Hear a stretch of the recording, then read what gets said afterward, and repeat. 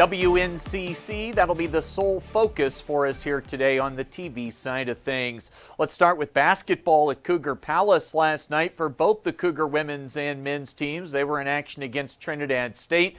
The women were looking to bounce back from a home loss to North Platte on Sunday, and they had zero issues, winning it big 89-60. Huge second and third quarters, the difference. They hit 10 threes in the game, were led in scoring by Zoe Cipollina's 24 points. Ella Chestacardi had 17, and she nailed 3 of those threes. The Cougar women improving to 6-2 now in Region 9 South Conference play. For the men, well, for the Cougar men, the tide has to turn at some point, but it wasn't last night. They got beat at the buzzer 74-72 after tying the game with about 17 seconds to play. Trinidad's Teray Fulcher drilled a deep 2 as time expired to give Trinidad the victory. Another one-possession game. The Cougars come up short in as they fell to just 2-6 in conference play on the season. 3 scored in double figures, with Kellen Harris leading the Cougars last night with 16 points. Another home doubleheader on tap tonight.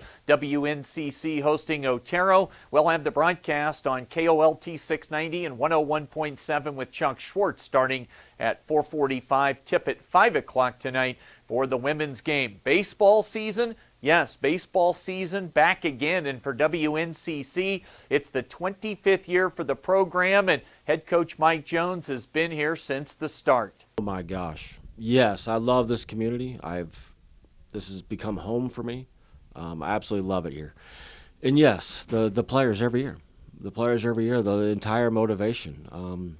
As you continue to age and grow and see the game a little bit differently, and you understand your job is a little bit different. It's not always about winning and losing baseball games as much as it is about seeing these guys go from young men to grown men, and going from lacking responsibility and lacking any self-discipline to growing in responsibility and self-discipline. So those things go a long ways for me.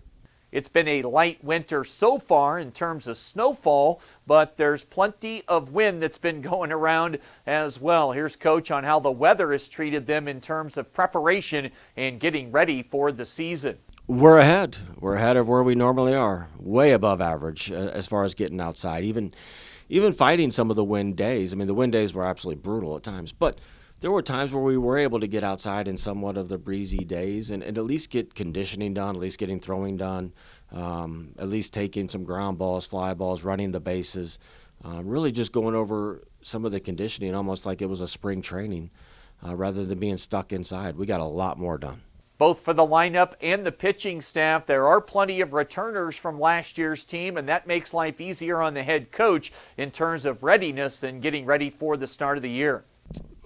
Chris, we've seen it. We've seen it in the past. We see it in all sports. You see it all the time at all levels. When guys have experience, they've made enough mistakes, it's amazing how the mistakes start to decline. And the less mistakes you start to make, the more games you start to win. So I'm really curious to see what happens with this group. There's a lot of experience. The Cougars traveling today. They'll open their season tomorrow and Saturday with doubleheaders at New Mexico Military Academy. Well, they do an outstanding job down there. Chris does a wonderful job with that program.